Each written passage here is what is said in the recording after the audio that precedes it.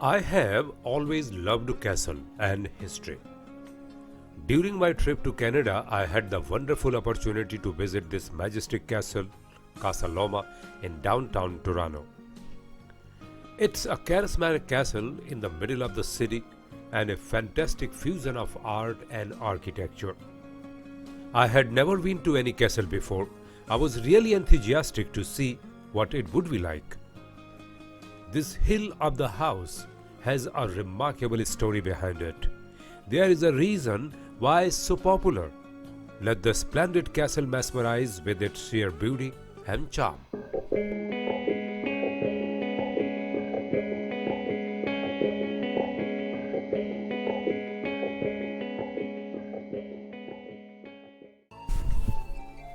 This is a grand mansion on 5 acre in downtown Toronto, built in the early 1900s and famed for its extravagance and size.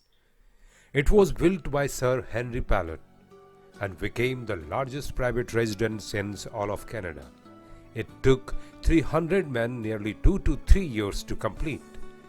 This magnificent castle, once used as Henry Pallet Residence about 100 years ago, stands today as one of the top Toronto edifices and invites thousands of visitors, both local and international. With its everlasting fascination, it has managed to maintain its grandeur and glory till date. It was the largest private home in North America at that time with lots of unique features and facilities. The major amenities included an elevator, a large oven, two vertical passages for pipe organs, two secret passages, a central vacuum system, underground tunnel, and other such standards that were almost non-existent at that time.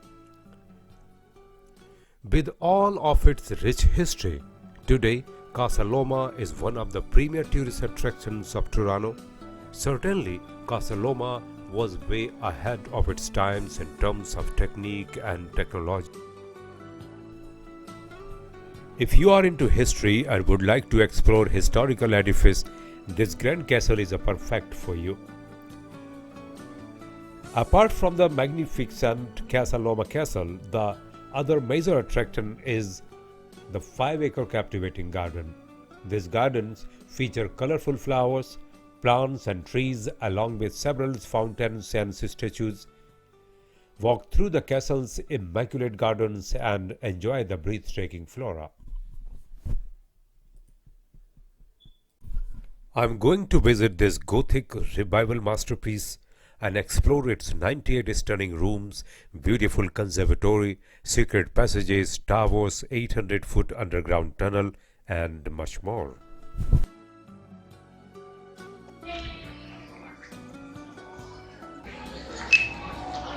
All set? Yep, that's audio guide. On the main floor, you will find an imposing great hall with 60 feet high ceiling. It's the heart of the castle from where you will start your amazing journey of the castle.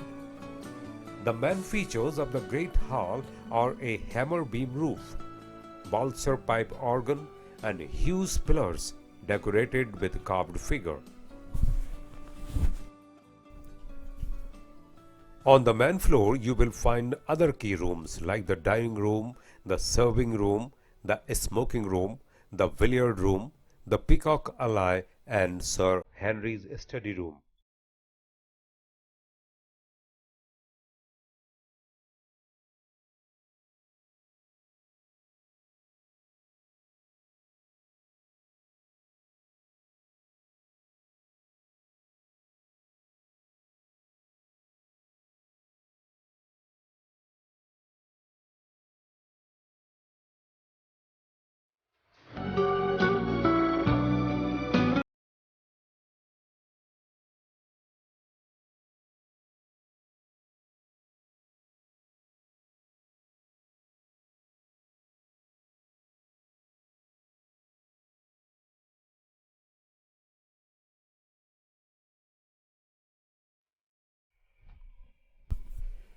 The second floor features the state-of-the-art, richly decorated Sir Henry's and Lady Pallet's private suites. The Windsor Room was especially designed for the royal family, but they never visited the castle. On the third floor, you will find the Queen's own rifle museum, the Kewanis Room, and the Garden Room. The museum features interesting collections of medals, uniforms, and weapons.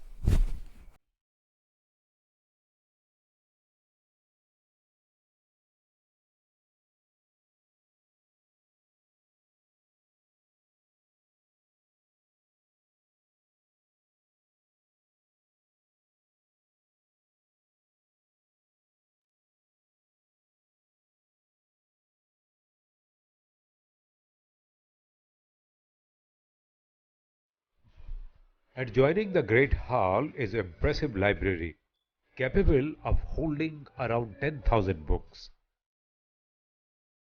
The herringbone oak floor patterns emits different shading from each end of the library room throughout the day.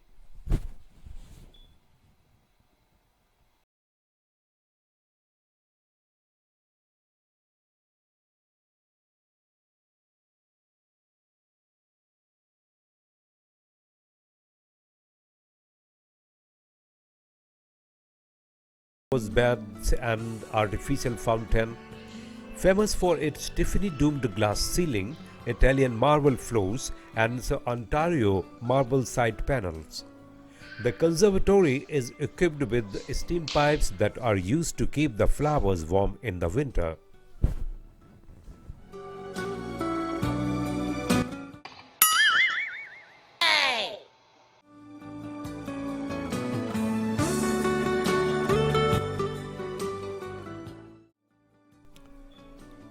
Casa Loma is now honored by the city Toronto and it's stunning.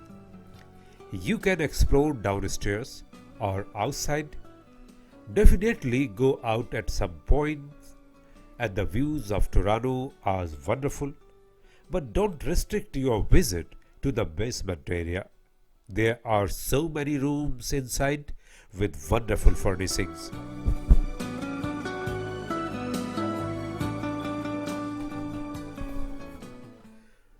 The man behind this extravagant house was Sir Henry Millpallet, a visionary businessman and financier. He made tremendous fortune in rail, electricity, and insurance business at a young age. He was truly a remarkable talented man. He became a successful stockbroker as well as a successful middle distance runner and proud military man and traveled most part of the world. He was also extremely modern since having realized that supplying electricity could be extremely profitable. He founded the Toronto Electric Light Company in 1883. His company had a monopoly on the city's street lights by the time Sir Henry was 30-year-old. He also invested in the Canadian Pacific Railroad and made a fortune, and in 1902 he and his partners were awarded the rights to build the first Canadian hydro generating plants at Niagara Falls. He had at that time a fortune of $17 million, over $400 million in today's money, but the magic did not continue. The house went over budget and the palace went into debt. This was not helped at all by the Toronto government, who decided that private companies should not be able to own electricity. They took over the company. The same thing happens with the Niagara power generator. While the First World War made everything worse, Sir Henry's business decisions no longer seemed lucky. The company went into bankruptcy and he had to sell off his possessions. There is a newspaper report of this that I saw in one of the rooms.